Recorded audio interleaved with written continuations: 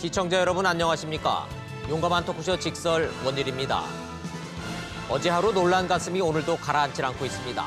기획재정부 신재민 전 사무관 얘기입니다. 생명에 지장 없고 안정 되찾았다니 정말 다행입니다. 그 어떤 경우든 사랑하는 부모님 생각해서라도 극단적 선택 이런 거 없어야 합니다. 그럼 우린 이 시점에서 이 모든 소동의 근원, 신재민 주장의 진위는 뭔지 가려냈습니까? 국채 발행, 국가 채무 비율, 바이백, 신재민. 그가 주장했던 건 뭐고 정부의 설명은 뭔지 시청자 여러분은 이제 구별이 되십니까? 오늘 직설은 뒤엉켜 있는 이 모든 사실관계와 주장 그리고 해석까지 하나하나 분리해서 들여다보고자 합니다. 정파적 논쟁과 가짜 뉴스는 배제하고 실체적 진실은 뭔지 직설 함께 해보시기 바랍니다.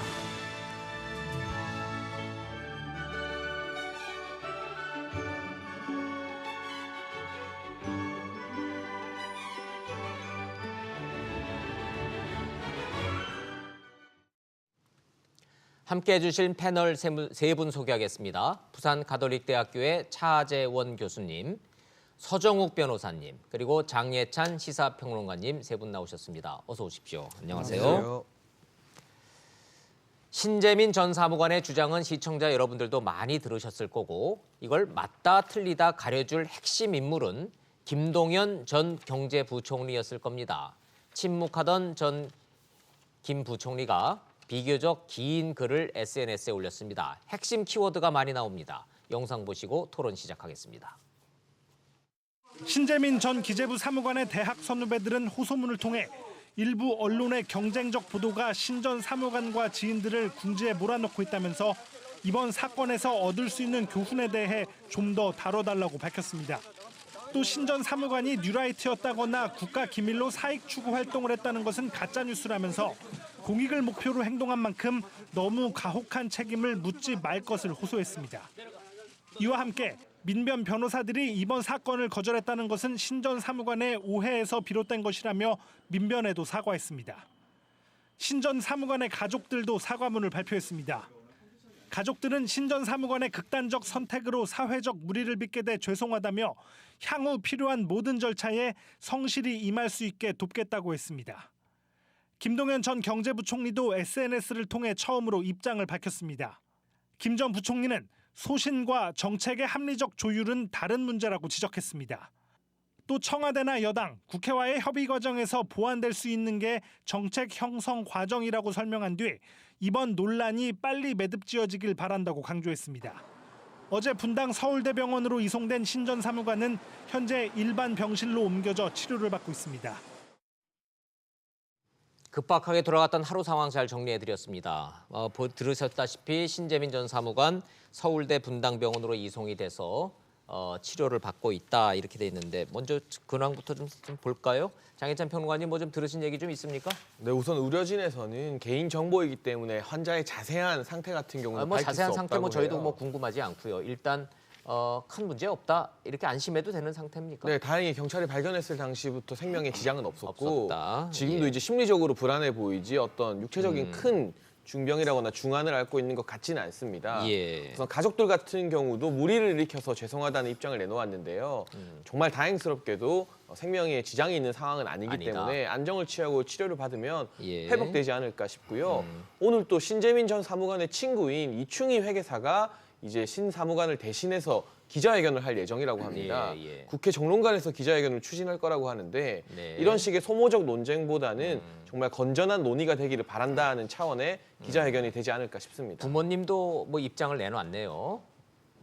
뭐 무리를 일으킨 데 대해서는 부모로서 죄송하다 이런 얘기를 좀 했고 서 변호사님 부모님 그 사과문 중에 봤더니 민변과 관련돼서 뭐 오해를 빚어서 미안하다 이런 얘기인데 민변에 기본적으로 신재민 사무관 이 의뢰를 받았던 겁니까 안 받았던 겁니까? 아마 민변이 이게 그 단체 차원에서 의뢰를 받은 건 아니고 없다. 아마 이게 민변 소속의 변호사인데 예. 갔는데 예. 민변이라는 이름은 빼고 변호하겠다. 이름을 이게 못 싣겠다. 이런 취재 글이 있었고요. 뭐 살짝 그런 그 대목에서 좀 양쪽에 신재민 전 사무관과 민변 쪽에 약간 좀 오해가 있을 법하네요. 그래서 이게 부모님이 민변 단체에 미안하다 이런 사과를 한 거고요. 네. 저는 이제 이 신재민 이걸 보면서 예. 뭐 저도 이게 변호사지만 예를 들어 이제 그 내게 유리하면 자기한테 이게 유리한 걸 폭로하면 무조건 이게 그 공익 신고자 내부 고발자고 그리고 이제 그 자기한테 불리하면 예. 무조건 이게 뭐 망둥이가 뛴다 또는 이제 미꾸라지다 또는 이게 비범죄자다 이런 게 바로 이게 내로남불이 아닌가. 아니 민변이 뭐 그런 적은 없으니까 저는 지금 이게 이제 망둥이라고 이게 홍익표 수석 대변인이 그렇게 했는데 예. 저는 이제 신재민 이분이요. 예. 제 개인적으로 이게 공익 신고자. 예. 저는 내부 고발자로 보거든요. 예. 따라서 이제 민변이든 누구든 뭔가 이게 좀 도와줘야 되지 않느냐 법적으로 네. 이렇게 봅니다. 신재민 사무관의 폭로 주장과 이런 거를 폭로 주장을 하는 신재민이 공익 제보자로서의 법적 보호 받을 권리가 있느냐 없느냐는 별개의 문제인 거고 제가 모두에도 말씀을 드렸듯이 정치권에서 극과 극의 평가가 나오고 정파적 입장에서 주장하는 거는 맨 나중으로 좀 돌리고요. 어찌됐든 신재민 전 사무관의 대학 선후배들 친구들이 나서서 도와주는 걸로 보면 신재민 사무관이 30대 초반에 청년이기는 하지만 대학 생활과 사회 생활을 잘못한 사람은 아니구나 이런 느낌들은 다들 받는다고 그래요. 다들 나서서 도와주겠다고 그러고 대학 동기 친구들이 이렇게 나서서 이러기 쉽지 않은데요. 제가 저 신재민 전 사무관의 선후배들이 올린 글을 읽어봤습니다. 네. 읽어보니까 아마 신재민 전 사무관이 대학 다닐 때 나름대로 일종의 야학 봉사활동을 상당히 열심히 했다고 그래요. 그러면서 그때 보였던 거 보면 뭐 같이 하는 그 학생들 중에서 상당히 좀 그 야학에 대해서 효과나 이런 거에 대해서 상당히 나름대로 상당히 회의를 가질 때도 이게 신재민 전 사무관은 그 순수한 열정을 가지고 끝까지 했다. 네. 그런 그 순수한 열정이라는 부분은 아마 공직자가 돼서도 그것이 계속 이어져 갔을 것이고 그러한 부분에서 자신의 판단과 다른 정부의 정책이 내려졌을 때 거기에 대해서 상당히 조금 그 힘들어했던 것이 아닐까. 네. 바로 그런 문제들 때문에 아마 일종의 양심, 그러니까 아마 신재민 전 사무관 입장에서는 일종의 양심이 고백을 한 것 같고요. 네, 네. 바로 그러한 부분들에 대해서 이 신재민 전 사무관의 동기가 어쨌든 간에 그런 그 순수한 부분은 좀 인정을 좀 해달라는 그런 요지였던 것 같습니다. 그런데 예. 저는 뭐 신재민 전 사무관의 주장을 둘러싸고 앞서 뭐 말씀하신 것처럼 뭐 여당에서 뭐 망둥이라는 식의 그런 표현, 그러한 그 식의 그러니까 그 뭡니까 일종의 단정을 해서 그렇게 이 대응한 부분은 상당히 저는 섣불렀다고 보지만 네. 그러나 신재민 전 사무관이 주장한 내용에 대해서는 우리가 조목조목 따져볼 필요는 있다는 생각이 듭니다. 예. 그래서 시간도 며칠이 지났고 굉장히 혼재된 주의 주장 때문에 시청자 여러분들이 혼란을 겪으실 거라는 전제 아래 오늘 용감한 토크쇼 직설은 가능하면 정치권에서 벌어지고 있는 신재민이라는 이 사람에 대한 성격 규정, 의도에 대한 다양한 해석, 정파적 주장은 최대한 뒤로 미루고 신재민이 말하고자 했던 것은 무엇이고 그 실체적 진위는 어디까지 밝혀졌고 어디서부터는 해석의 영역이라 이렇게 좀 나눠서 조목조목 좀 얘기를 좀 해보려고 합니다. 첫 번째 단추는 김동연 전 부총리의 SNS 글부터 시작하고자 합니다. 왜냐? 제일 잘하는 사람입니다. 신재민 사무관이 주장하고자 했던 내용에 대해서 맞다 틀리다를 바로 즉답을 할 수 있는 위치에 있었던 경제부총리. 자, 요거부터 좀 해보죠. 저 소개 좀 부탁드릴까요, 장혜찬 평론가님? 제목만 글이 꽤 긴데 시청자 여러분한테 제목만 소개를 해드리면 소신과 정책은 별개다. 이거죠. 네, 어제 이제 밤 늦은 시간에 김동연 부총리가 본인의 SNS 페이스북을 통해서 입장문을 올렸습니다. 잠깐만요. 본인이 직접 쓴 글입니까? 아니면 그 기재부에 누군가가 써준 거를 본인의 SNS에다가 올린 겁니까? 이제 본인이 직접 쓴 글인데 기본적으로 주위에 여전히 퇴직을 했지만 이제 자문을 구하는 동료들이나 뭐 들은 있다. 참모들이 있지 않겠습니까? 그래서 굉장히 오래 고민을 했다고 해요. 당초에는 신재민 전 사무관이 유서를 남기고 경찰이 발견하지 못했을 때 그 네. 당시에 글을 올리려고 했었다고 합니다. 다급한 마음으로. 그런데 우선은 좀 사태가 그 진정된 부분은 다음 김동연 부총리가 직접 쓴 게 맞아요. 왜냐하면 내가 신재민 전 사무관만한 아들이 있었었다 그러잖아요. 그 가족사의 그 아픈 사연도 거론을 한 거를 보면 그 대목은 김동연 부총리가 직접 쓴 게 맞다라는 생각을 하는데, 자, 그 사실관계 뭐 앞에 부분은 다 빼고 소신과 정책은 별개다라고 얘기를 한 얘기는 김동연 부총리의 요지는 신재민 사무관이 주장하고자 폭로한다고 막 했던 얘기는 당신의 소신이고 내가 내린 정책의 전반적인 판단은 별개다 이런 얘기인가요? 이를테면 사무관의 입장에서 봤을 때는 국고국 소속이었지 않습니까? 예. 그 국고국의 입장으로 어떤 소신을 가지고 뭐 적자국책 발행이 절대 안 된다는 그런 식의 주장을 할 수 있지만 모든 예산과 이 정책을 아우르는 총리의 입장, 부총리의 입장에서는요. 국고국의 의견도 들어야 되지만 다른 국이나 과의 의견도 듣고 또 청와대뿐만 아니라 나아가서는 국회나 정당의 의견까지 골고루 들어서 결정을 내릴 수밖에 없다. 예. 결국 요지를 말하자면 사무관의 시각에서 보는 현상, 사건과 네. 부총리의 시각, 훨씬 위에 있는 시각에서 볼 때는 네. 이것이 다른 판단을 내릴 수도 있다. 그런 말을 좀 친절하게 설명을 했던 것 같고요. 예. 그런데 그 과정에서 부당한 외압이라고 말하지는 않았지만요. 이 청와대나 어떤 정부 차원에서 기재부의 입장과는 조금 다른 그런 의견이 있었다는 것은 넌지시 또 인정을 한 것 같아요. 네, 네. 그리고 제가 한번 이 김동연 전 부총리의 측근이라고 할 수 있는 참모에게 전화를 해서 물어본 게 있습니다. 뭘 물어봤습니까? 저는 다른 게 아니라 이 신재민 전 사무관의 주장 중에서요. 홍장표 경제수석이 김동연 전 부총리의 대통령 대면 보고를 막았다는 주장을 하고 있습니다. 네. 그게 사실이냐? 총리가 대통령에게 직접 보고할 수 없는 게 사실이냐 물어봤는데 그 부분에 대해서도 김동연 전 부총리 측에서는 실제로 뭐 홍장표 전 수석이 문고리 권력을 행사해서 대통령을 못 본 게 아니라 네. 이러한 적자국채를 이제 발행하고 말고가 당시 기재부에서 그렇게 중요한 사안이 아니었다고 합니다. 이게 정말 기재부 차원에서 부총리가 굉장히 관심을 가지는 그런 현안 메이저한 사안이 아니라 여러 네, 가지 네. 현안 중에 하나의 마이너 사안이었기 때문에 굳이 대통령 보고를 하지 않아도 되는 넘어가도 되는 그런 사건이었다면서 좀 의미를 축소하더라고요. 네. 그런 부분에 있어서 신 전 사무관의 입장과 이 김동연 전 부총리의 입장은 좀 다르게 나타나는 것 같습니다. 좋습니다. 자, 그러면 다른 분들의 의견 좀 한번 좀 여쭤볼게요. 서정욱 변호사님. 네. 신재민이라고 하는 30대의 사무관은 비상식적인 결정을 하더라라고 지금 폭로를 했어요. 예. 여기에 대해서 김동연 부총리는 한참 만에 나타나서 사무관의 소신과 전체 정책을 조율하고 종합적으로 판단하는 정책은 별개의 문제다. 어떻게 해석하세요? 저는 이제 그 김동연 부총리 있잖아요. 예, 전직 예. 이분에게 발언이 저는 동의가 안 돼요. 왜냐하면 이게 그 이분의 발언의 핵심은 예. 사무관의 개인 소신이 있고, 네. 그리고 이제 장관으로서 정무적인 또 판단이 있고, 그다음에 청와대 입장이 또 있을 수 있다. 네. 이런 거거든요. 그렇죠. 근데 본인이 예. 첫째, 본인이 이게 가장 비판한 게 바로 이제 정무적인 판단. 예. 예를 들어 이제 경제는 경제 논리대로 가야지 왜 이게 정치 논리가 개입하느냐. 네. 이걸 이게 많이 비판했잖아요. 예. 근데 본인도 이번에 신재민 사무관 보기에 정무 감각이 없느냐. 예. 이런 이제 질책을 한 거 아닙니까? 예. 따라서 이게 첫 번째 안 맞고요. 자, 두 번째 중요한 게 그럼 이제 국채가 과연 이게 신 사무관의 개인적인 소신이냐. 네. 그것만이 아니고 바로 이게 우리 법입니다. 예. 제가 이게 법조문을 가져왔는데 네, 어떤 바로 법이죠? 이제 국가재정법에는요. 예. 세계 잉여금이 생기면 예. 어떻게 써야 된다 다 순서가 있습니다. 예. 1항에 보면요. 잠깐만요. 시청자 여러분들이 이제 뭐 법조인들은 다 아시고 전문가들은 다 아시겠지만 세제 잉여금이 생기면 먼저 갚아야 된다는 법이 있다고 말씀을 하시는데 세제 잉여금이 죄송합니다. 세계 잉여금이라는 거는 예산이라는 거를 맞춰서 세금을 더 걷거나 써야 될 거를 덜 써서 돈이 남는 거를 세계 잉여금이라고 하는 거죠. 그렇죠. 예. 그렇게 법률 용어로 보면 정부 예산 초과 세입하고요. 예. 그다음에 세출 불용액 아하, 안 쓴 거. 이거 점점 이제 어려워지는데 이걸 일일이 하나 다 설명할 수는 없고 어찌 됐든 예.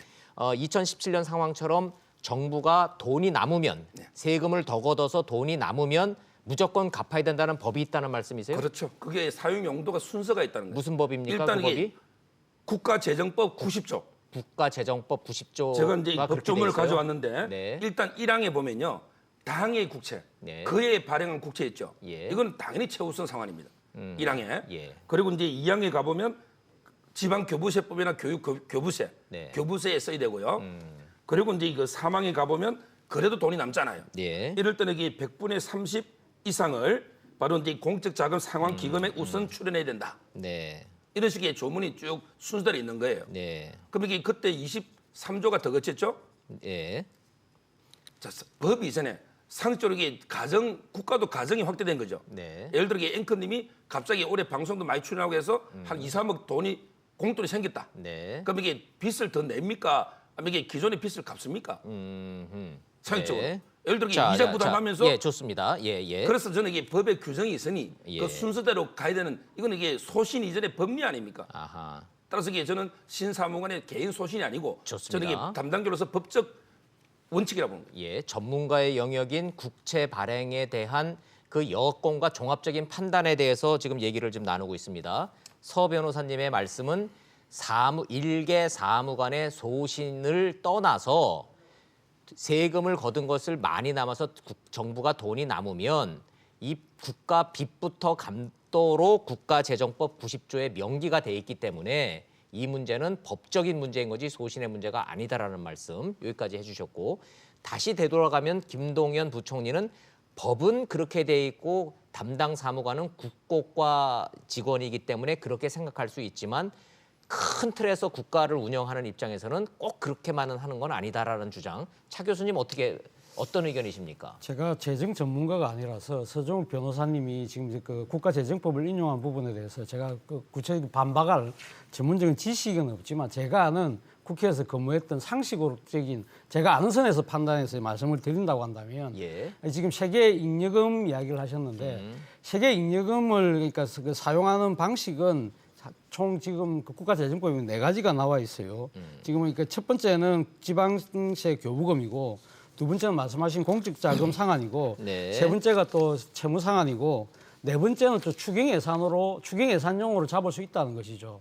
자, 제가 생각했을 때는 아마 그 당시에 그러니까 재경부 관료들 그러니까 김동연 부총리를 포함한 상당히 그러니까 고위급 관료들 생각은 아마 지금 그 국채를 담당하고 있는 국고부 생각하고 조금 달랐던 것 같아요. 네. 그리고 무엇보다도 청와대의 생각도 완전히 그러니까 국고부 생각하고 달랐다는 것이죠. 앞서 말씀하신 것처럼 나라 살림살이를 하는데 돈이 남을 경우가 있다. 네. 남을 경우에 가면 우리가 빚을 빌려온 것부터 먼저 갚을 수도 있지만 또 다른 측면에서는 또 내년의 살림을 생각해서 그 돈을 잉여금으로 놔두는 수도 있다는 것이죠. 네네. 그런 측면에서 봤을 때는 아마 제 생각에는 지금 그 국가재정법에는 뭐 지금 제가 알기로는 100분의 30은 이상은 그러니까 하라는 것이지, 그러니까 빚을 상하라는 것이지만 네. 나머지 그 추경 예산이나 이런 데도 쓸 수 있도록 규정돼 있는 거거든요. 아하. 자, 그렇다고 한다면 예. 제가 생각했을 때는 당시 2017년도에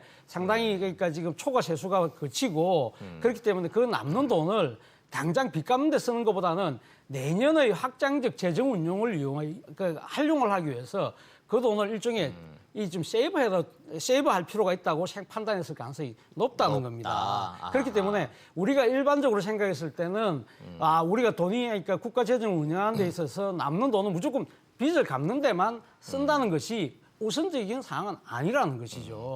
어떻게 보면 이거는 국가를 운영하는 데 있어서 일종의 국정 철학하고도 상당히 맞닿아 있다. 자, 그렇다고 한다면 그러니까 국고국에 있는 담당 사무관의 입장에서 보면 자신의 입장에서는 국채 발행 규모를 줄이고 예. 국가 재정을 건전하게 가는 것이 아마 자신은 필요하다고 판단했을 수는 있어요. 네. 그런데 김동연 전 부총리가 어제 올린 글에 보면 이런 이야기가 있어요. 특정국 실무자의 시각에서 보는 의견과 고민은 이해된다. 그렇지만 정부 정책의 결정 과정에서 어려움과 고민도 공유하고 싶다고 이야기하면서 뭐라고 이야기했냐면 중장기 국가 채무, 거시경제 운영, 다음 해와 그 다음 해 예산 편성과 세수 전망, 재정 정책 등 이 모든 것을 고려해서 판단할 필요가 있다는 것이죠. 좋습니다. 예, 알겠습니다. 불가피하게 시청자 여러분들을 위해서 시계를 2017년 11월 상황으로 되돌려 가야 됩니다. 그 상황을 이해를 하셔야 지금 패널 여러분들이 하시는 얘기를 따라오시면서 이해를 하실 텐데 혹시 이해를 못 하실까 봐 구윤철 기획재정부 2차관이 그 당시 상황에 대해서 얘기한 그 상황을 보여드리면서 제가 잠깐 설명을 드리도록 하겠습니다. 2017년 적자 국채 발행 한도라는 게 있습니다. 지금 요 얘기를 하기 전에 28조 7조 원의 규모를 설명해 준 내용이 있는데 요거를 먼저 시청자 여러분들이 잘 찬찬히 보시면요. 제가 시간 절약을 해서 제가 간단히 설명을 드리겠습니다. 2017년도에는요. 28조 7천억 원의 마이너스 통장, 즉 국채 발행을 하도록 국회가 승인을 해놓은 해입니다. 그런데 기억나시지만 박근혜 정권 탄핵되고요. 2017년 5월 달에 정권이 바뀌죠. 문재인 정부가 들어온 해입니다.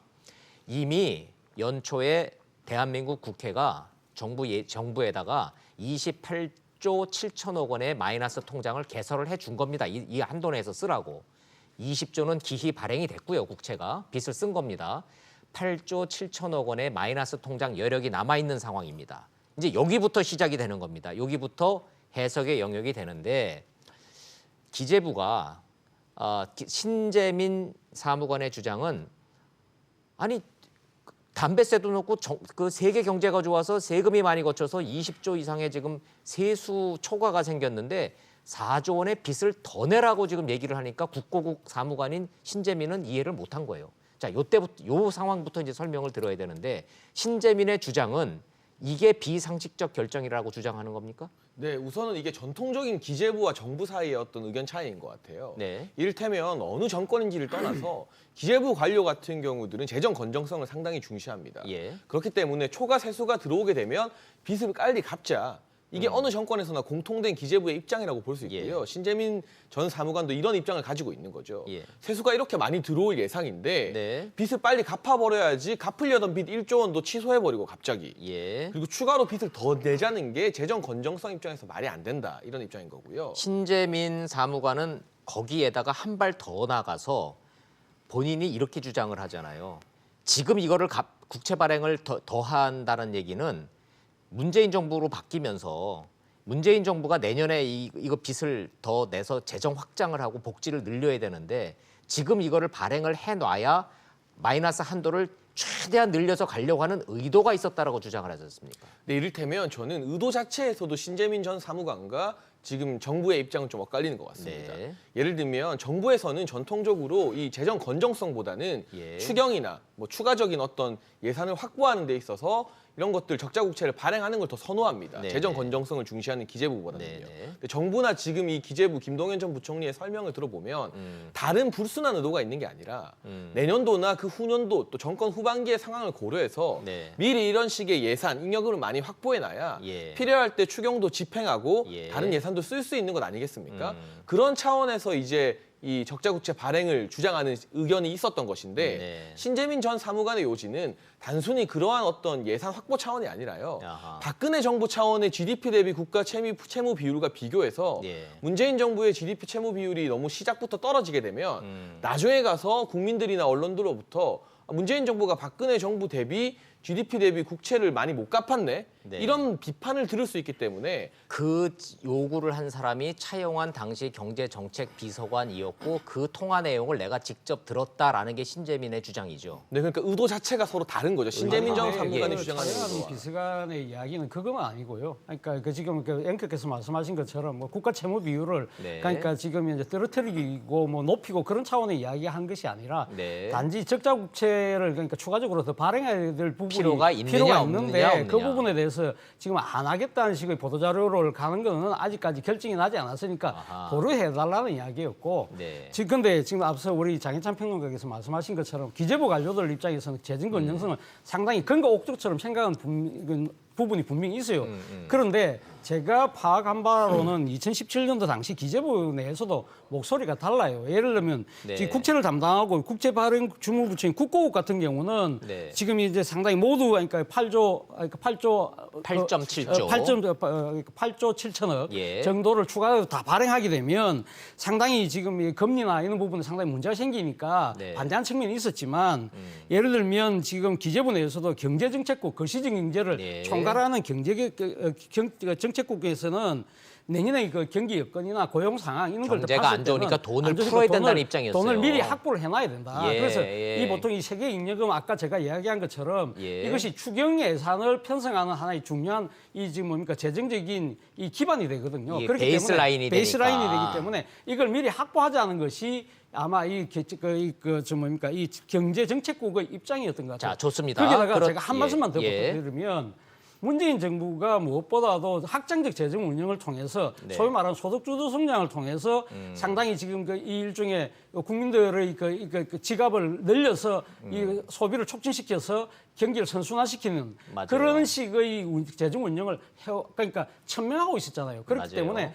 이 지금 거시경제를 담당하는 재경부 관료들 입장에서는 예. 정부가 어떤 식으로 확장적 재정 운영을 갈 수밖에 없는 상황이기 때문에 네. 국고에서 이야기하는 재정 건전성이라는 측면도 중요하지만 지금 당장은 대통령 통치 철학이 저기에 맞다고 한다면 거기에 맞출 필요가 있다는 생각도 했을 수 있다는 것이죠. 차 교수님 말씀 정리를 하자면 신재민이 근무를 했던 국고국은 재경부 2차관 소속이고요.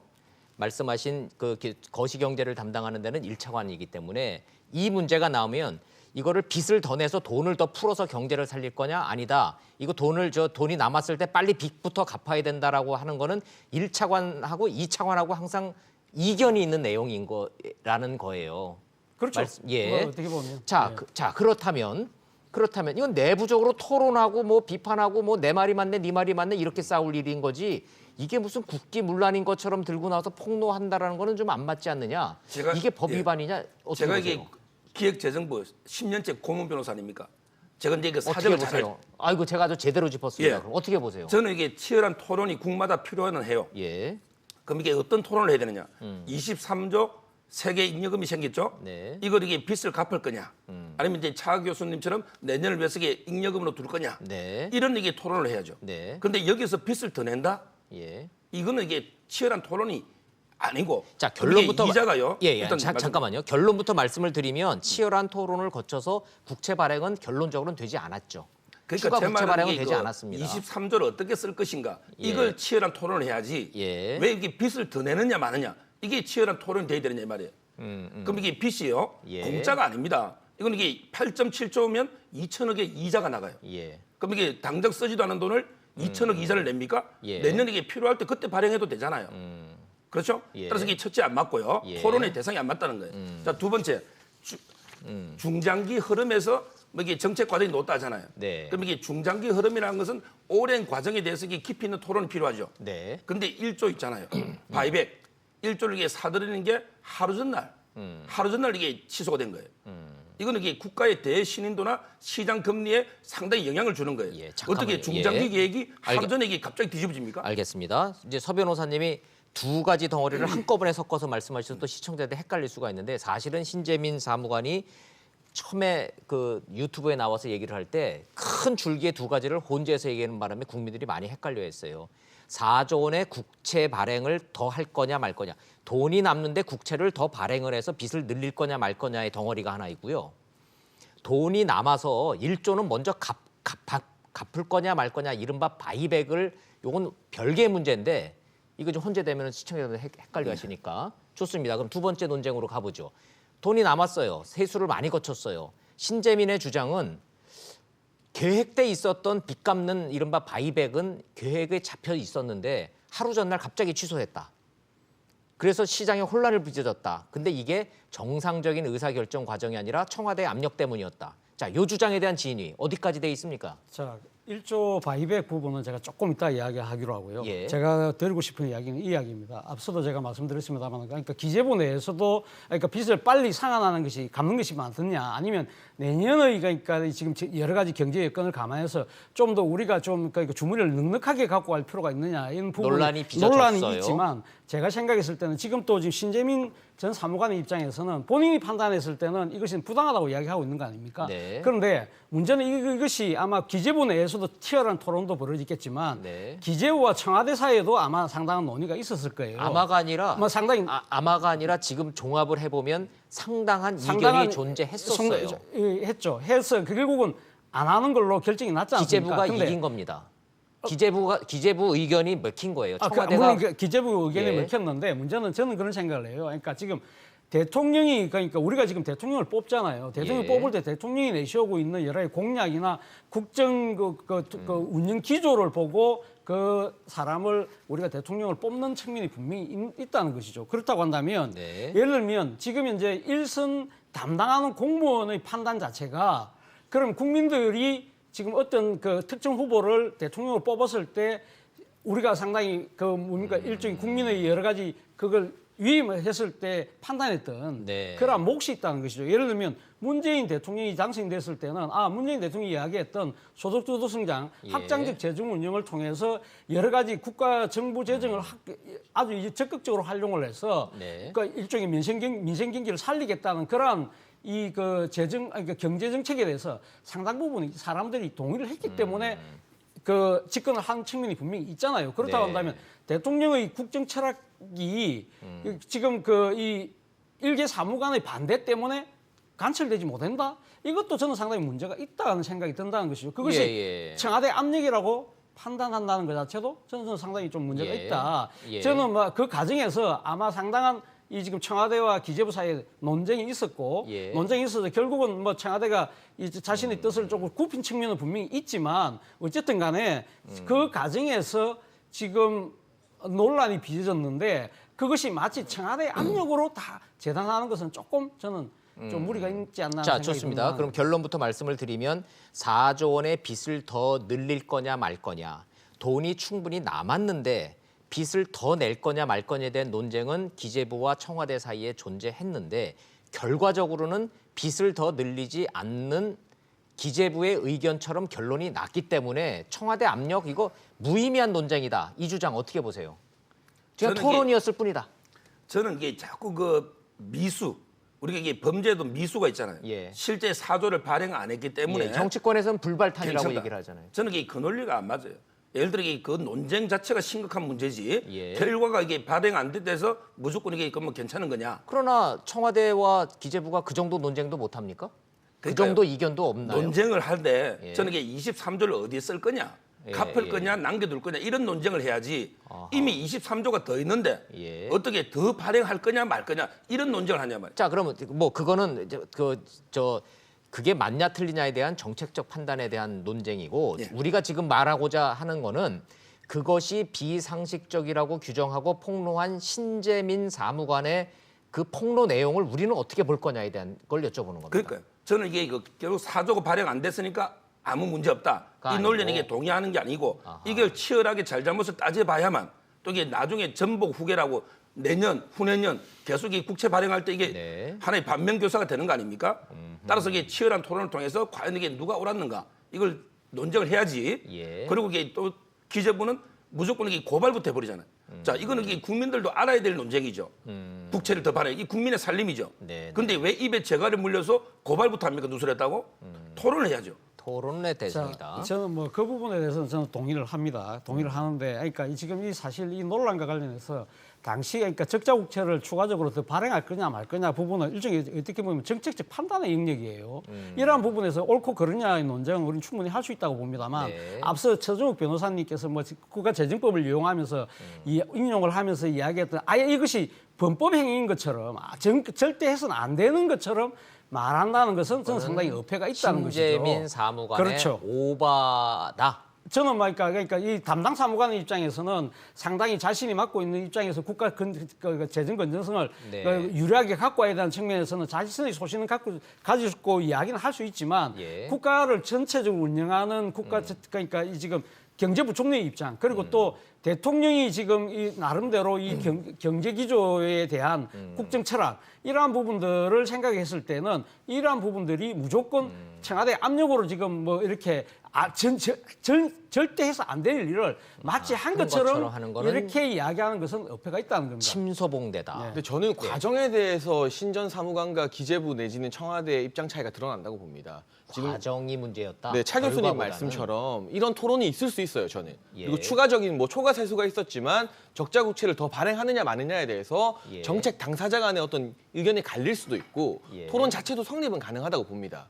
그런데 이 의도가 신재민 전 사무관이 보기에는 정말로 이 재정을 어떤 확장 재정 정책이나 예. 추경을 위한 편성이 아니라 신 전 사무관 보기에는 이건 단순히 박근혜 정부 대비해서 채무 비율을 떨어뜨리려는 정무적 의도가 짙다. 이게 신전 사무관의 주장 입장인 것이고요. 또 하나 이런 토론이 일어나는 과정에 있어서도 뭐 기재부나 청와대 그리고 다른 국 사이에서 이를테면 폭넓게 담당자들을 모아놓고 재정 건정성을 중시할 것이냐, 아니면 우리가 추가적인 추경이나 예산을 위해서 이런 것들을 미리 확보해 놓는 게 중요하다, 이런 토론이 있었던 게 아니라 예. 신전 사무관이 느끼기에는 청와대 경제정책비서관이 전화를 걸어서 국장을 찍어 누르는 식으로 압박하고, 또 홍장표 수석과 김동연 부총리 사이에 논쟁이 있는 게 본인이 보기에는 건전한 정책 논쟁이 아니라 청와대의 어떤 참모들이 기재부를 찍어 누르는 네. 그런 압박으로 느껴졌다는 거죠. 그래서 좋습니다. 똑같은 예. 사안을 놓고도 과정을 바라보는 시각 차이가 상당했던 것 예. 같습니다. 똑같은 사안을 놓고도 저는 항상 시청자 편에서 시청자 눈높이에서 이거를 바라봐야 되니까 정리를 하자면, 집안에 예상치 않았던 수입이 늘어서 연말에 이게 돈이 좀 생긴 겁니다. 아버지는 내년을 위해서 야 마이너스 통장 빚 갚지 말고 내년을 위해서 이 돈 그대로 하고, 야 여유가 생겼으니까 마이너스 한도를 더 늘려. 아버지는 이렇게 주장했던 거고, 엄마는 뭔 소리야, 빚부터 갚아야지, 마이너스 그것도 다만 얼마라도 갚아야지, 이렇게 얘기를 했어요. 결과적으로는 엄마 말대로 됐습니다.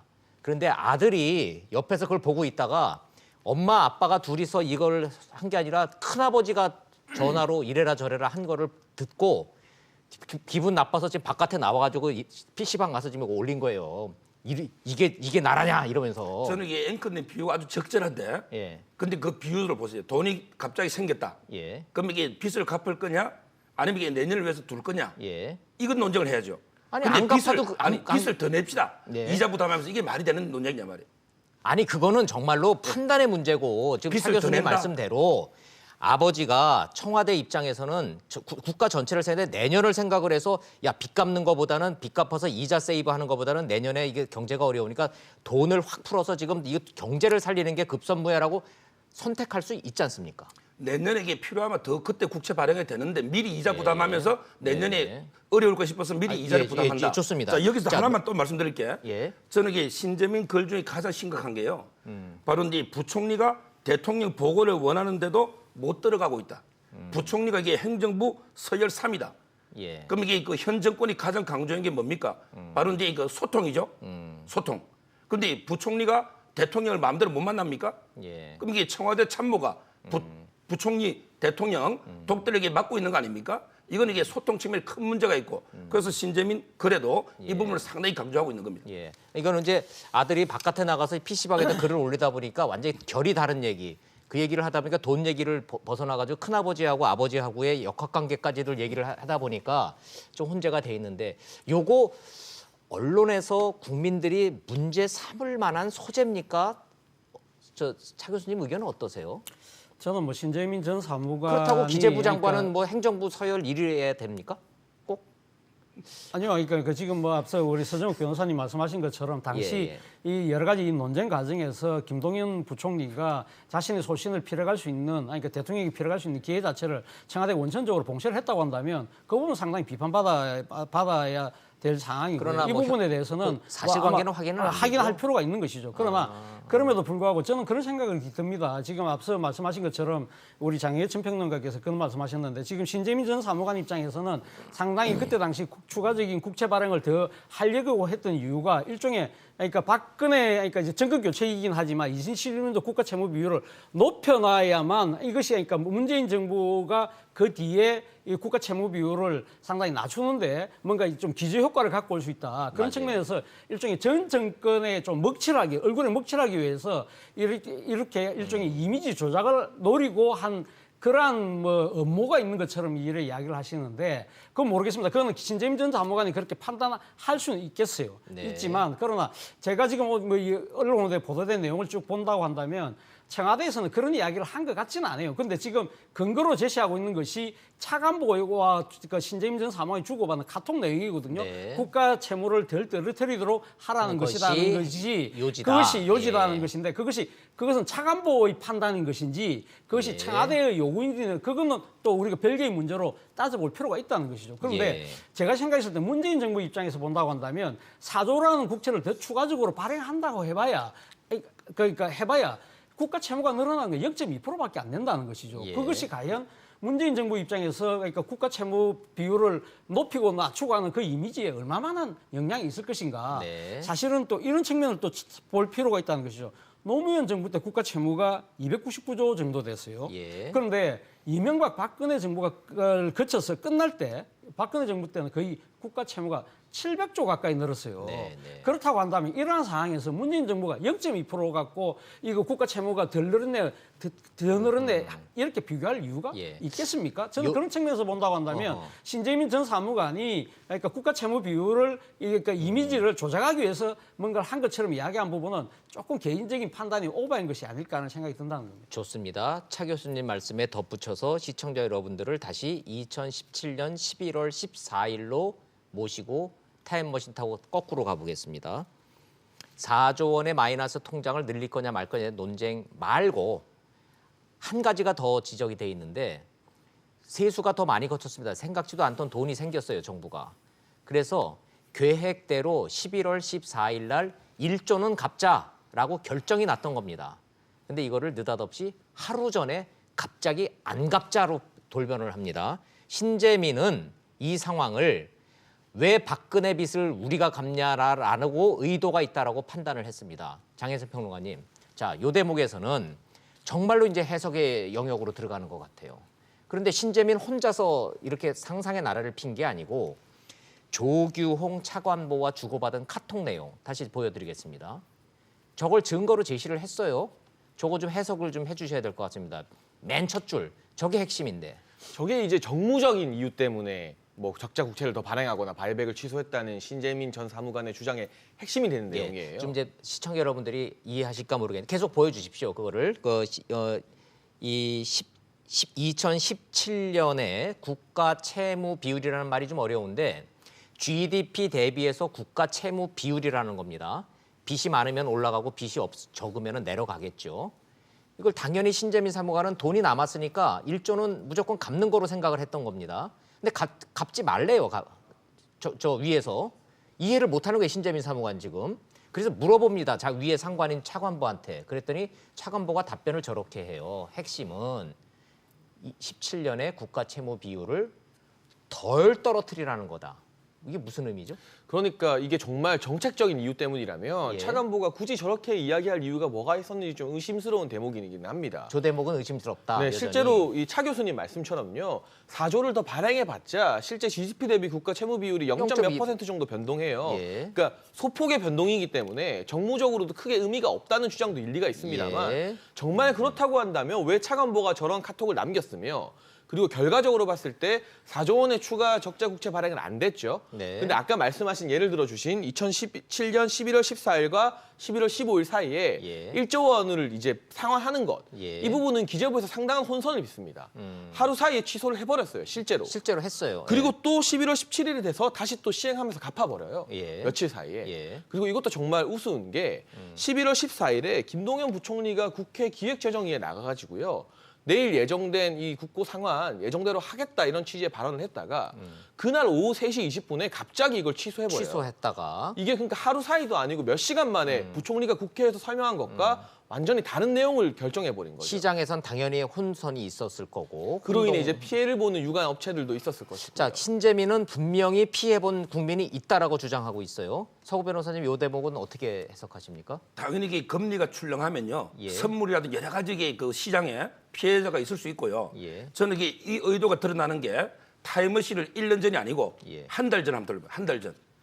그럼 이게 지금부터- 작년, 예, 작년 12월 10일 예. 작년 12월 10일 수석 보좌관에서 문 대통령이 뭐라고 했냐면 작년에 처음으로 그 4조를 조기 상환했어요. 예, 맞아요. 갚았죠? 예. 그런데 이게 뭐냐면 정부 주도로 부채를 조기 상환은 첫 사례고 상환 규모도 역대 최대 수준이다. 이렇게 예. 4조 갚은 걸 자화자찬했습니다. 예. 그럼 이게 누가 갚아야 될 돈이에요? 박근혜 대통령 업적이죠. 그때 4조 갚았으면. 그렇죠. 근데 그걸 갖다가 더 발행하거나 미뤘다가 올해 정권 초에 4조를 갚은 걸 가지고 역대 최대 규모고 첫 사례다. 이렇게 자화자찬했지 않습니까? 그러니까 말씀인즉슨 서 변호사님의 주장은 핵심은 신재민이 혼자 오버하거나 혼자 착각하거나 혼자 막 상상의 나라를 핀 게 아니고 재작년 작년 상황을 놓고 보면 누구 빚을 갚아주느냐를 가지고 생색내기 위해서 손을 댄다고 충분히 합리적 의심을 하는 거다 이렇게 말씀하시는 겁니까? 금방 이게 차 교수님 뭐라 했어요? 뭐 소득주도 성장 때문에 확장 재정이 필요하고 하면 그럼 이게 올해 4조를 갚아가지고 야 내가 첫 사례로 최대 규모로 갚았다 이렇게 생색을 낼 수가 있습니까? 이거는 이게 작년에 갚았으면 박 대통령이 업적이 되는 게 23조 더 거쳤으니까 따라서 이게 정치적 의도가 과연 없다 할 수 있는가? 작년 12월 10일자 발언입니다. 그 대목은 정치적 의도가 있다라고 주장하는 신재민의 주장이 꼭 그렇게 혼자 착각한 거는 아닐 수 있다라는 말씀. 차 교수님 어떻게 보십니까? 뭐 서정욱 변호사님 말씀이 일리는 뭐 있다고 봅니다. 일리는 있다고 보는데 예. 모르겠습니다. 저는 뭐 사실 그러니까 지금 작년에 그러니까 바이백 1조를 하루 전날 취소한 부분은 정책의 신뢰도라는 측면에서 저는 상당히 비판받아야 될 부분이라고는 봅니다. 그러나 그때 당시 이 1조라는 부분을 바이백을 취소를 함으로써 예. 상당히 시장에 충격이 많았다고들 많이 추측을 하지만 그건 또 제가 아니라- 실질적으로 예. 이게 찾아보니까 또 그렇지도 않더라고요. 0.3% 정도가 아마 좀 금리가 약간 좀 변동이 예, 있었는데 예. 바로 그 뒤에 또 바이백을 함으로써 상당히 또 이 금리가 바로 또 안정화되고 그런 부분들에서 당시 채권 시장에 관여했던 분들 이야기를 들어보면 큰 문제는 아니었다. 뭐 그냥 그러나 왜 바로 전날 취소했을까? 거기에 대한 의문은 있었다는 이야기는 하더라고요. 그런 측면에서 본다고 한다면 이런 부분들은 아마 앞으로 뭐 국회에서 이 관련 상임위가 열린다고 한다면 이 부분은 아마 따져볼 대목이긴 하지만 예. 애초 신재민 전 사무관이 이야기했던 것처럼 예를 들면 국가 채무 비율을 마사지하기 위해서 좀 뭔가 거대한 음모를 가지고 한 것처럼 이야기하는 부분은 저는 조금 좀 지나친 주장이 아닐까 하는 생각을 여전히 갖고 있습니다. 그러면 저희가 공정과 공평의 신중에 신중을 기하는 입장에서 시청자 여러분들한테 해석의 영역 빼고 사실관계만 좀 이렇게 다시 한번 확인을 할까요? 정권이 바뀌고 난 다음에 1조라는 그 나라 빚을 갚기로 했다가 11월 14일 날에 취소를 한 거는 팩트죠. 예, 사실관계죠. 팩트죠. 예. 그래서 시장에 혼선이 좀 있었는데 그렇다고 해서 엄청난 혼란이 있고 언론에서 떠들고 그런 상황도 아니죠. 예. 그래서 그냥 대부분의 국민들은 알지도 못한 채 지나갔는데 이거를 담당하던 직원이었던 사무관이었던 신재민이라는 사무관이 뒤늦게 나타나서 그 당시에 이 일은 비정상적이었다.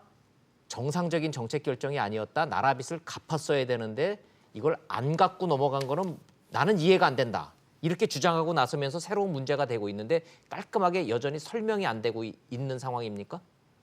왜 취소했다가 이렇게 하루 만에 번복되고 이랬는지에 대해서. 그러니까 1조 바이백 부분은 좀 그러니까 그 부분에 대해서 저도 솔직히 좀 납득이 되지 않는 정부는 뭐라 그러고 있어요?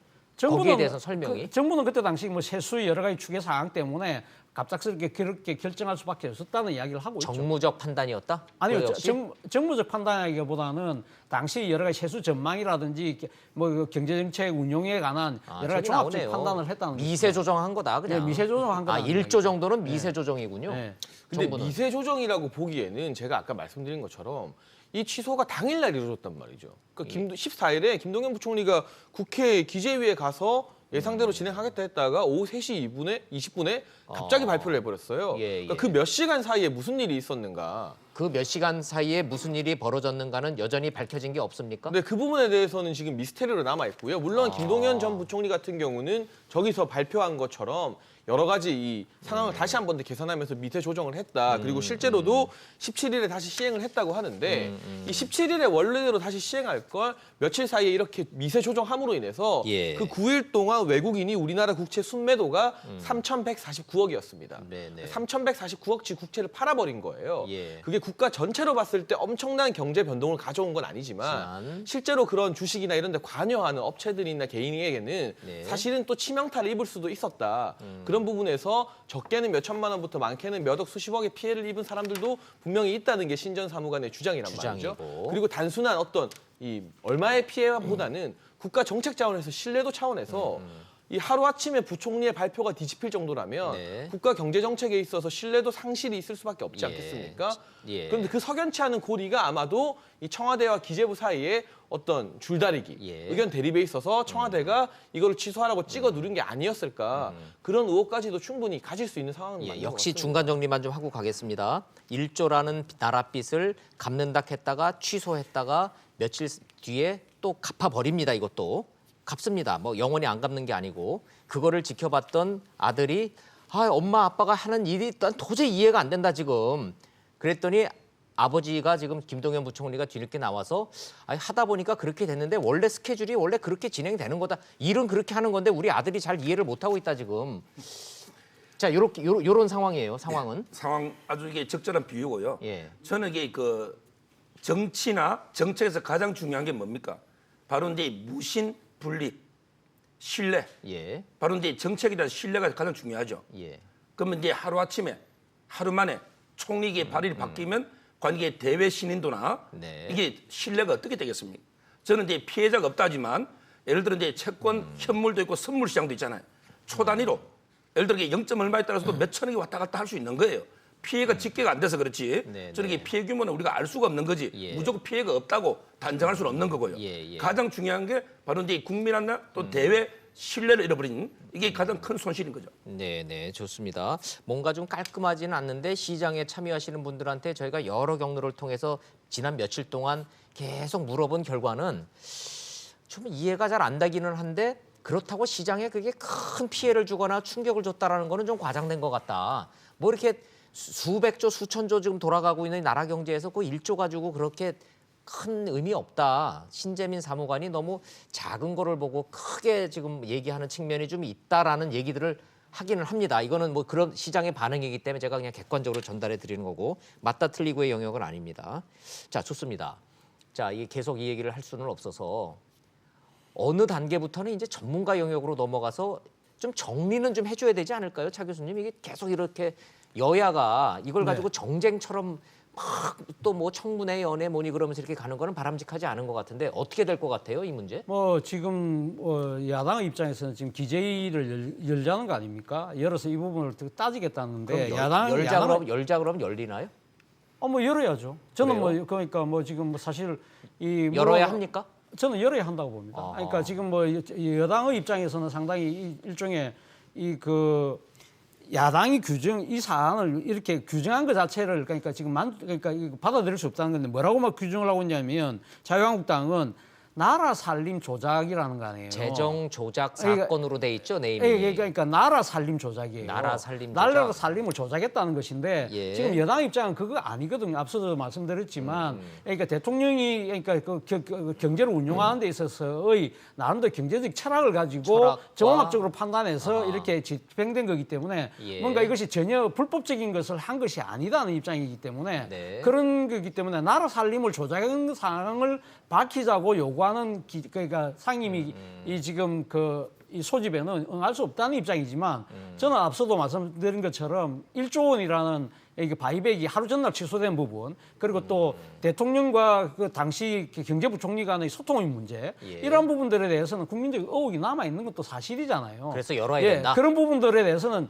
저는 여당의 입장에서는 이러한 부분들에 대해서 분명백백하게 국민들에게 해명할 건 해명하고 예. 잘못된 부분들은 또 그러니까 일종의 이해를 구하는 측면도 분명히 필요하다는 것이죠. 그렇기 예. 때문에 물론 지금 자유한국당이 이야기하는 식으로 나라 살림이 조작됐다는 그 부분에 대해서는 인정은 못한다 하더라도 예. 이와 관련된 소소한 의혹들은 남아 있는 만큼 정부 여당의 입장에서는 좀 전향적으로 그러니까 지금 기재위라든지 관련 상임위를 열어서 이게 제기된 의혹들은 밝혀야 될 필요도 있다는 생각입니다. 근데 뭐 오르신 말씀인데 국민들은 기재위를 뭘 열든 국회에서 좀 진실을 밝혀줬으면 좋겠는데 또 열리면 또 여야 의원들 뭐 싸움만 하는 걸 또 봐야 하나요? 장혜찬 평론가님,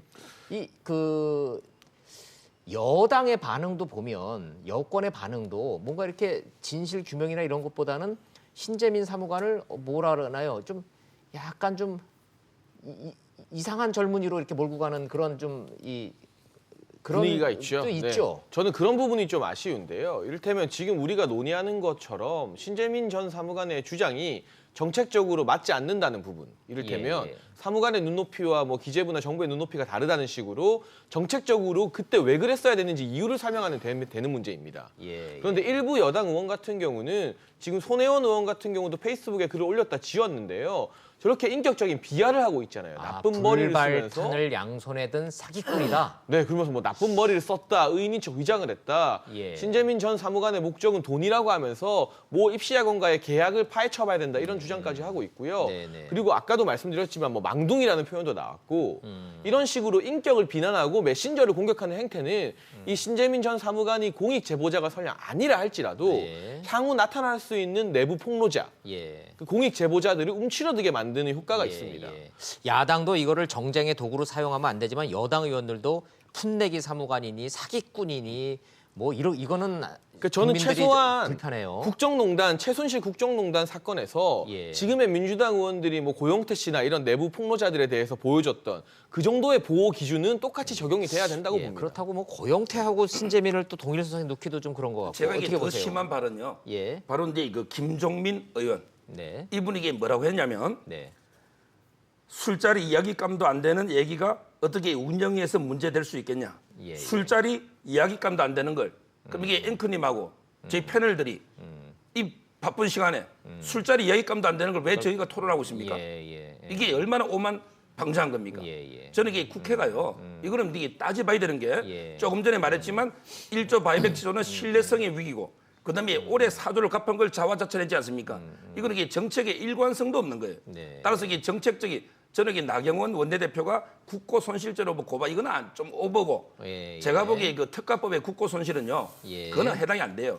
왜냐하면 이게 국고 손실이라는 건 뭐냐면 회계관계 직원이 횡령을 했을 때 그게 특칙이거든요. 네. 근데 횡령한 건 아니잖아요. 예. 따라서 이게 나경원 원내대표가 국고 손실한 거는 좀 지나치 앞서 나갔지만 네. 그러게 국회에서 정책적으로 한번 따져보는 거는 반드시 이게 필요하다 보는 거예요. 아하. 저는 네. 이번에 그 기재부가 초기 대응을 저는 상당히 잘못했다는 생각이 듭니다. 그중에서 특히 신재민 전 사무관에 대해서 기밀 누설, 문서 유출식으로 이제 지금 혐의를 잡아서 고발을 했잖아요. 예, 예. 이러한 부분들은 저는 상당히 좀 문제가 있다고 생각합니다. 그러니까 첫 단추 대응이 잘못됐다. 그러니까 지금 예. 신재민 전 사무관 입장에서는 그렇게 판단할 수 있는 영역이 분명히 있다고 제가 말씀드렸잖아요.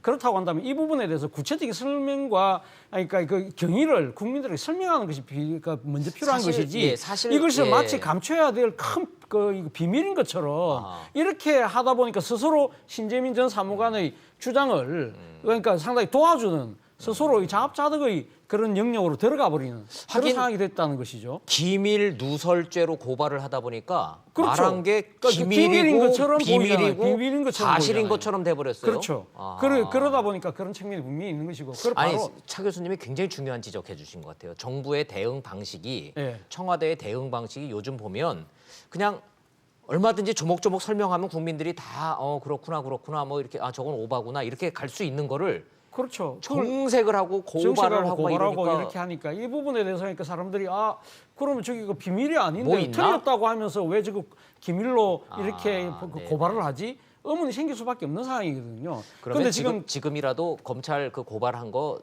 걷어들이고 이거를 조목조목 국회에서 이건 그랬고 저건 그렇고 이렇게 설명하면은 다시 뭐 저는 정리 그런 가능합니까? 뭐 그것이 과연 그러니까 실현 가능할지는 모르겠습니다만 일단 자신들이 먼저 일단 고발을 한 행위이기 때문에 예, 이걸 예. 걷어들이기는 상당히 쉽지 않아 보입니다만은 필요하다면 걷어들 필요가 있죠. 있고 그렇군요. 또 한편으로는 그런 생각도 해봅니다. 그러니까 지금 사실 보면 지금 이 신재민 전 사무관의 이 주장을 갖고 너무 지금 상당히 일종의 마치 무슨 음모가 있는 것처럼 이렇게 보도가 상당히 좀 이렇게 치열하게 보도되는 측면 과정에서 상당히 어떻게 보면 이 조금 그 이념적 대응처럼 예, 대립과 예, 갈등으로 벌어지고 있다는 것도 상당히 문제가 있다. 그리고 자유한국당 입장에서도 보면 뭐 어제 김병준 비대위원장이 그런 말씀하셨더라고요. 민주화의 최대의 양심 선언이다. 예, 예. 그렇게까지 규정할 수 있을까? 예. 저는 그런 부분들이 일종의 그러니까 자유한국당 입장에서는 일종의 확증 편향을 갖고 예, 예. 자신들이 믿고 싶고 듣고 싶은 것만 갖고 맞아요. 계속 주장하는 측면이 있다는 것이죠. 저는 그러니까 자유한국당이 만약에 집권 세력이라고 한다면 이 상황을 어떻게 했을지를 한 번은 좀 역지사지해서 생각해 볼 필요도 있다는 것이죠. 네, 아주 좋은 말씀입니다.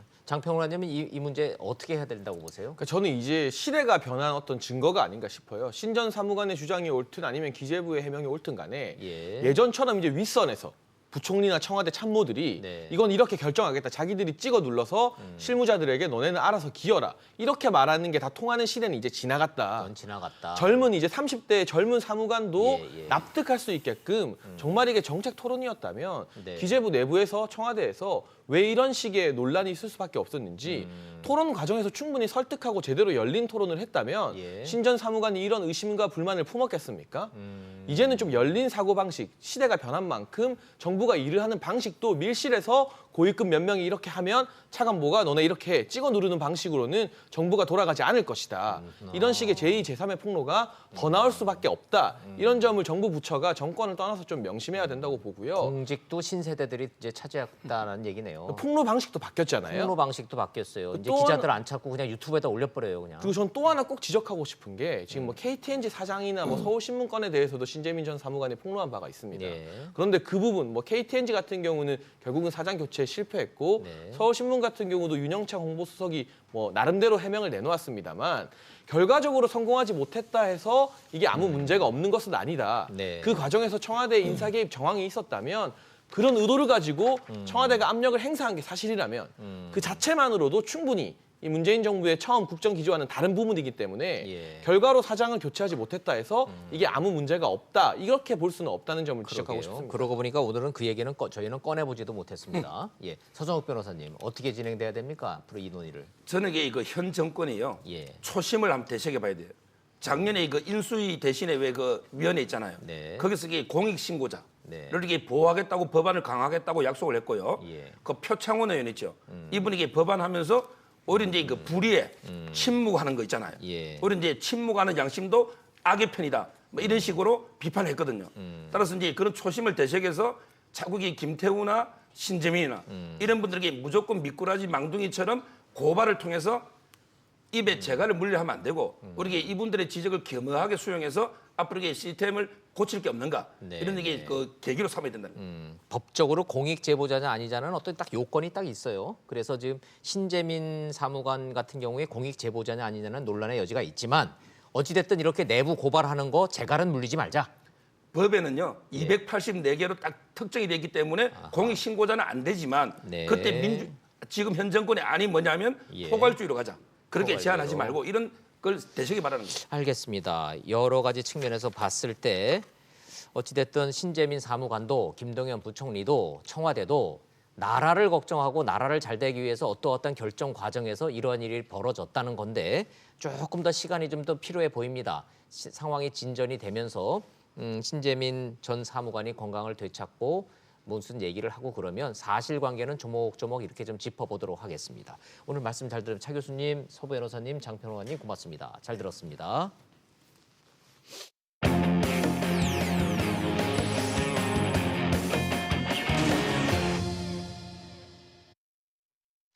이런 가운데 청와대가 다음 주에 임종석 비서실장 교체할 걸로 소문이 자자합니다. 노영민 주중대사 유력하다는 얘기까지 나오고 있고요. 청와대 개편 의외로 클 것 같습니다. 세상 돌아가는 소식 영상 보시고 이슈 따라잡기로 돌아오겠습니다. 청와대가 임종석 비서실장 후임자 인선을 위한 검증 작업에 착수했습니다. 대여섯 명의 후보군이 거론되는 상황에서 노영민 주중대사가 유력하게 검토되고 있는 것으로 전해졌습니다.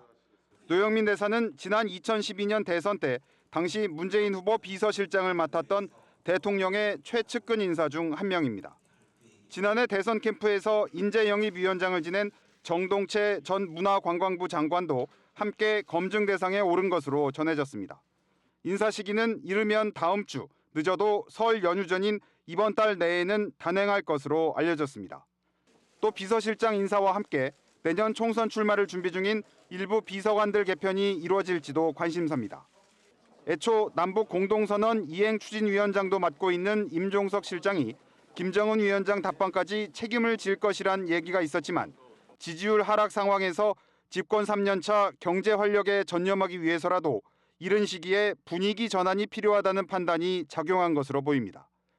일각에서 미국과의 마찰설 등으로 동반 교체 가능성이 제기된 정의용 국가안보실장은 유임 쪽으로 가닥이 잡힌 것으로 알려졌습니다.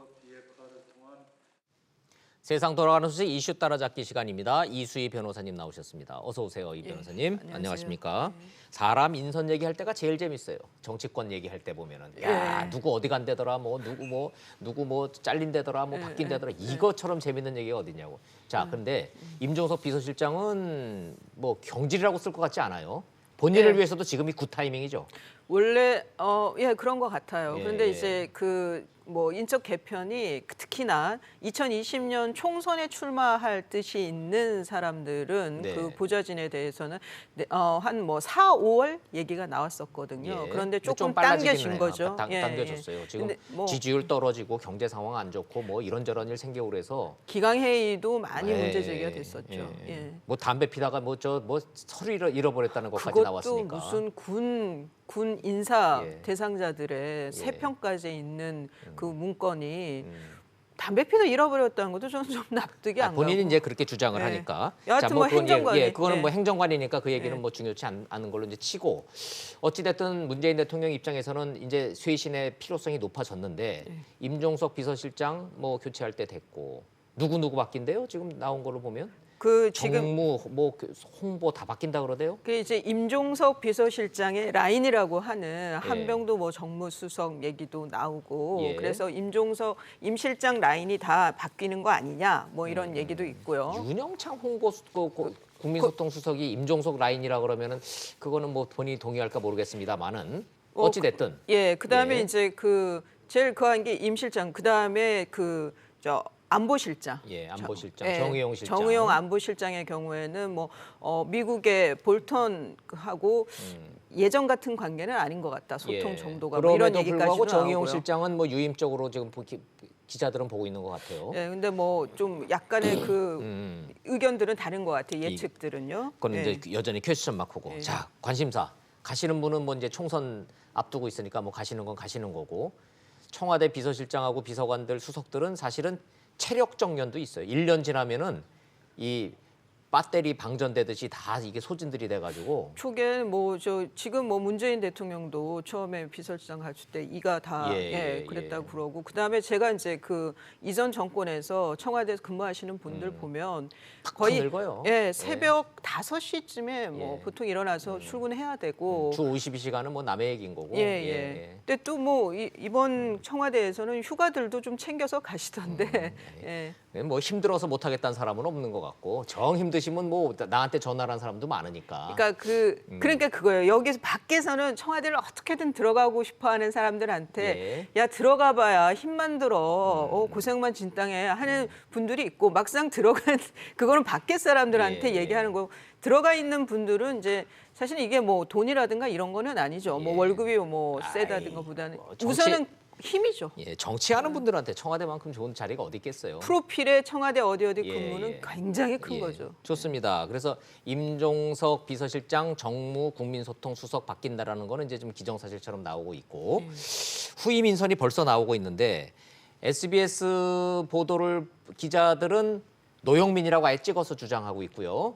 그게 이제 지난번에 청와대에서 예. 노영민 주중 대사하고 다른 분이 누구 우윤근 러시아 대사 우윤근 나왔- 러시아 있었어요. 대사하고 했을 때 대통령께서 어떻게 하실 거냐 그 이제 총선에 대해서 물어본 거죠. 그랬더니 이 노영민 주중 대사가 도종환 의원이 잘하고 계셔서라고 했더니 그 지역이 겹친단 말이에요. 맞아요. 예. 예. 그러니까 청주. 나는 예, 못 예. 나간다라는 얘기인 네, 거잖아요. 네, 네, 그게 네. 아마 그런 것도 있고 해서 그런 에피소드들도 충북 청주의 있고. 삼선 의원이고요. 예. 노영민 전 주중대사는 대선 때 문재인 후보 비서실장을 했고 사실은 우리가 기억을 되짚어 보면 정권 출범할 때 문재인 대통령이 노영민 비서실장 시킨다는 설이 더 우세했었어요. 그렇죠. 물망이 많이 임종석보다는. 예. 근데 이제 그래서 이기에는 지금 노영민 현 주중 대사가 네, 비서실장으로 노영민 주중대사가 새 비서실장 돼도 하나도 이상할 게 없는 인선이기는 합니다. 진짜 관심사는 양정철이에요. 삼철 비서관 중에 양정철이 청와대 들어올 거냐 말 거냐. 오늘자 뭐 언론에서 신문에서 이제 아주 크게 인터뷰 기사가 났더라고요. 안 간다는 거죠? 내가 안 간다. 내가 안 간다. 대통령이 불러도 안 간다. 예, 내가 안 간다. 그리고 이 지금 개편이 쇄신인데 인적 쇄신 예. 거의 본인이 들어가면은 그 쇄신이 너무 탈색되고 변질될 수가 있다라는 뭐 그런 우려를 얘기를 했는데 그런 뭐 속마음이 아예 없는 건 아니겠지만 네. 근데 그거를 이제 말하는 그대로 그럼 받아들일 수 있냐. 내가 자의적으로 나는 청와대를 안 가는 거고 네. 청와대와 가깝게 있는 것이 아니고 또 부담을 덜 주기 위해서 내가 왜 해외로 지금 나가고 있다라는 그 말을 그대로 믿어도 될지 저는 사실은 좀 의심을 갖고 봅니다. 네. 그러나 양정철 전 비서관 실제로 출국해버렸잖아요. 일본의 모 대학에 예. 지금 교수로 초대를 받았다. 그러나 양정철은 끊임없는 뉴스메이커는 맞아요. 이 마지막 인선 발표 날 때까지 양정철은 언론에서 주목을 할 겁니다. 예, 그리고 이제 그 뭐 그런 얘기들은 계속 있었죠. 이제 그 지지율이 상당히 많이 떨어지는 상황이 되면 친정 체제로 가지 않겠느냐. 네, 그렇다라고 하면은 그때는 양비라고 하는 양정철 전 비서관과 같은 그런 원조 예. 신문들이 청와대에 포진하지 않겠느냐 이런 예측들은 여전히 있죠. 지금은 대통령이 뭐 구상 중일 테니까 딱 이거다 이 사람이다라고 단정할 수는 없겠으나 아마 저희 예상을 크게 벗어나지 않을 거기 때문에 시청자 여러분한테 이 경우의 수를 알려드릴 필요는 좀 있어요. 만약에 노영민 주중대사가 신임 비서실장이 아니라면 우리 머릿속에 쭉 떠오르는 인물들이 몇 명 있어요. 예. 뭐 송영길 송영길 전 의원 인천 뭐 시장까지 얘기 가능하죠. 나오더라고요. 자천 타천으로 비서실장감이라고 예. 얘기가 나오고 있고 예. 그 대선 때 큰 역할을 하셨던 인재영입위원장이라고 문재인 대통령한테 인재들 쫙 해준 정동채 전 장관이 예. 가능하죠. 거론되고 있죠. 근데 그 뭐 여러 가지 가능한데 이게 그러니까 대통령 비서실장 자리가 중요한 게 밖에서 보는 시선에서는 이 다른 거보다도 그 인사권을 쥐고 있다는 맞아요. 거죠. 예. 그러면서 이 대선 때 빚졌던 사람 이게 돈의 빚이 예. 아니죠. 이거는 예, 표의 빚을 쥐고 있던 사람들에게 보훈을 해줄 수 있는 자리이고 그리고 또 하나는 이제 그 대통령하고 아주 제일 가까운 지근거리에 있다 보니까 네. 예, 또 뭐 그 이전에는 뭐 심기 경우는 이런 얘기도 나왔었지만은 그 키를 많이 이제 네, 방향 네, 키도 맞아요. 많이 쥐고 있다. 예. 또 뭐 이런 여러 가지 굉장히 중요한 자리이죠. 근데 저는 그러면은 정치인 쪽으로 기울지 않을까 결국 지금 정치인으로 갈 거다. 저 예. 예측은 그렇습니다. 예. 뭐 학계에서 무슨 대학 총장 얘기도 나오고 그러기는 합니다만은 의외로 정치권에서는 그분들 다 자격들은 있지만 대통령이 이 3년차 들어서 바깥 정치를 잘 모르는 비서실장 두기는 어려울 거다 이런 얘기들 많이 해요. 예. 그렇죠. 정동채 전 장관 얘기 나오고 있고 자 좋습니다. 자 이렇게 되면 또 한 명 좀 직급은 낮지만 예. 탁현민 행정관 같은 경우에는 이번 기회에 좀 놔줄라나요? 좀 나를 내보내 달라, 나 좀 라고 나가고 싶다라는 라고. 뜻을 여러 번 밝혔었죠. 예. 그런데 그만한 인물이 없다, 이제 대안이 예, 예. 없다라는 취지인데, 그래서 그런 얘기도 나왔어요. 그러니까 다른 거보다도 뭐 젠더 의식에 대한 뭐 그런 네, 네. 지적도 많고 했을 때 부담을 덜기 위해서 좀 내보내면 어떠냐라고 했을 때, 그러면 나가서 일을 하면 어떠냐. 그러니까 이제 예. 그런 어떤 이벤트가 있으면 그런 사업을 탁현민 행정관이 아닌 거죠. 그러면은 사업을 하는 그 사람한테 띄워주면 어떠냐 했더니 그렇게 되면은 이제 그 비용도 훨씬 높아지고 그러네요. 또 문제가 예. 될 수 있고 하니까 그래도 청와대 안에 있으면서 행정관으로서 일을 하는 게 더 낫다라는 뭐 그런 의견들도 있더라고요. 예. 그런데 우선은 대안이 없다라는 게 뭐 제일 문제인 것 같습니다. 그러네요. 대통령 호위 무사 소리 듣고 있는 김의겸 대변인은 만약에 윤영찬 국민소통수석이 교체되면은 그 자리로 승진될 가능성 높다라는 얘기 나오고 있고. 그것도 근데 뭐 그 승진 인사는 저는 예. 김의겸 대변인의 지금 김태우 전 수사관하고의 그 대응도 그렇고 네. 좀 뭐 대단히 감성적인 그 시 구절 같은 그런 뭐 대변인 논평들도 있었지만 예. 좀 저는 김의겸 대변인에 대해서는 썩 좋은 성과는 아니라는 생각이 여야의 그 반응은 좀 엇갈리기는 하겠습니다만은 지금 그런 얘기들이 나오고 있어서 청와대 참모진 대거 교체가 되면은 아마 그런 식으로 갈 거다라는 얘기.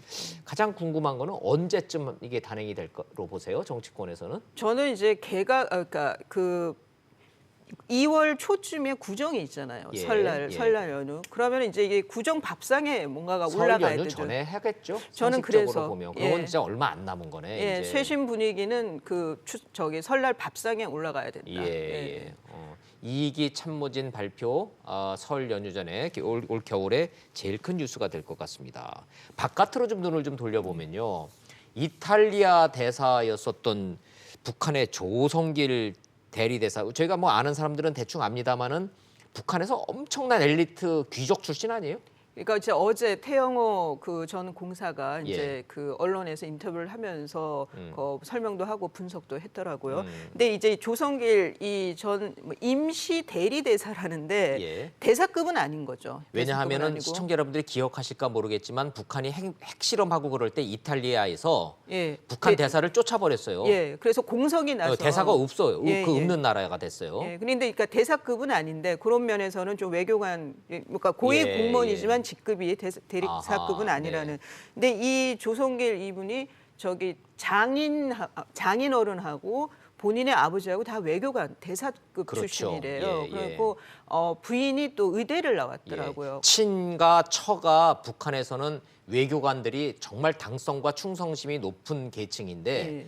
그러기가 쉽지 않거든요. 예, 그래서 집안도 좋고 경제력도 있던 사람이다. 그걸 우리가 어떻게 알 수 얘기를 있냐면 대부분의 외교관들이 가족들이 볼보로 평양에 잡혀 있는데 다 데리고 나왔잖아요. 그러니까 부인하고 예. 애가 한 명이었다고 지금 태공사님 가족을 다 데리고 나왔다는 얘기는 평양에서 믿는다는 얘기잖아요. 그렇죠. 그런데 이 대리 대사가 망명 신청한 거를 우리 국정원이 공식 확인한 거죠, 이 정도면. 예, 어제 이제 정보위 간사가 발표를 했죠. 혹시 남한으로?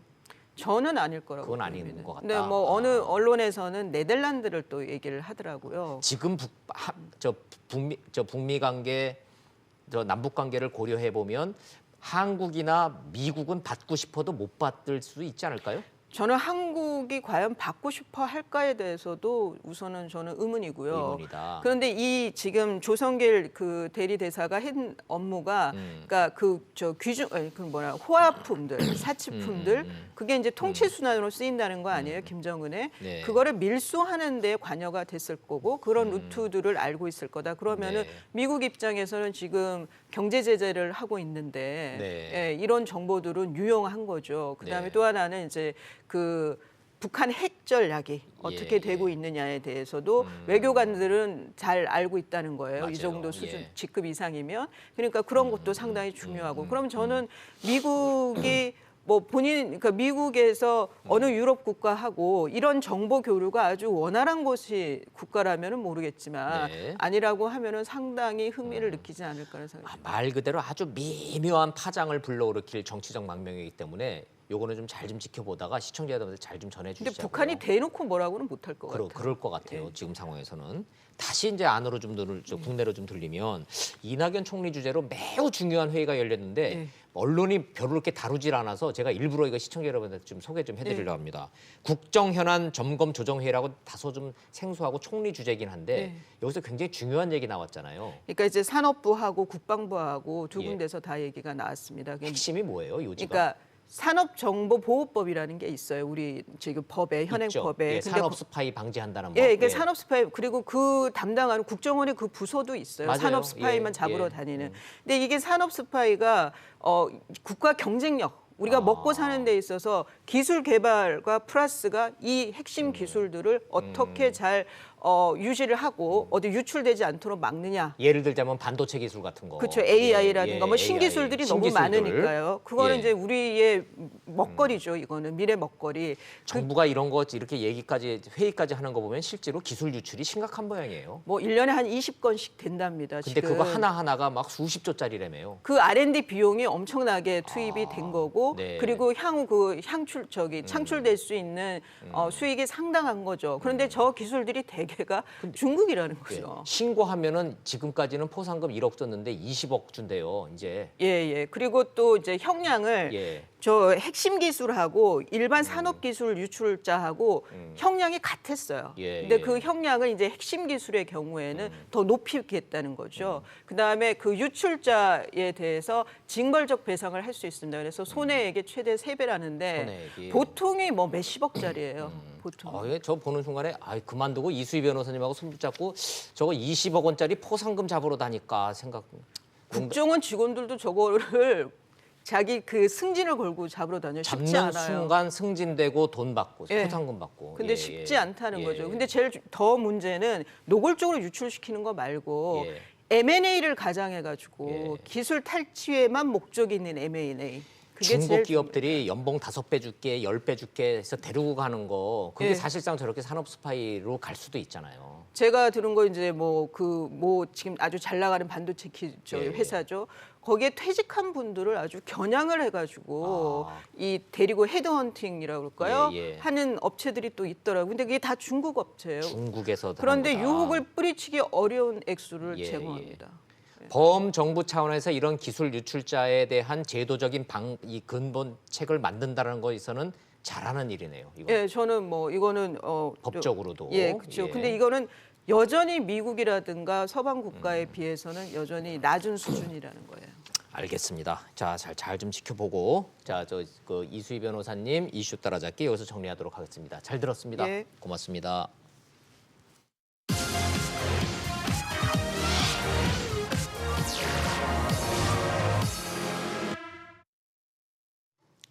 정부가 돈이 남았는데 빚을 안 갚다더라. 신재민은 이걸 비상식적 정책 결정이라고 주장했습니다. 그건 기재부 국고과의 사무관의 시각인 거고 경제 정책이라는 거는 전체를 보는 거다. 김동연 부총리는 이렇게 설명했습니다. 정리를 해보면 신재민이 보고 들은 게 진실일다 쳐도 내부 비판과 토론의 대상일 뿐이지 국기문란 같은 엄청난 일은 아니다. 현재 흐름은 대충 이렇게 가는 것 같습니다. 그럼 우린 왜 이런 일을 겪는가? 언제부터인가 우리는 정권이 바뀌면 이전 정책 결정자들을 감옥에 보내고 처단하는 데 익숙해진 거 아닌가 이런 생각해 봅니다. 공무원들은요. 본능적으로 정책 결정 과정을 메모해놓고 전화 녹음해놓고 카톡 저장하는 스스로의 안전망을 만들기 시작을 했습니다. 정부 차원에선 뭔가 의혹이 나오면 그건 이랬고 저랬고 차분하게 설명하기보다는 일단 무조건 사실 부인하고 검찰 고발하고 과하게 대처하는 매뉴얼 같은 게 생겼습니다. 소모적 논쟁입니다. 본질과 핵심은 정책 결정 과정에서 사익 혹은 비리가 개입했는가 아니면 실정법을 위반했는가 이겁니다. 공무상 비밀 누설이냐 아니냐가 아닌 실정법 위반 혹은 정치적 외압에 대한 차분한 검증이 필요한 시점입니다. 직설 마치겠습니다. 시청해 주셔서 고맙습니다.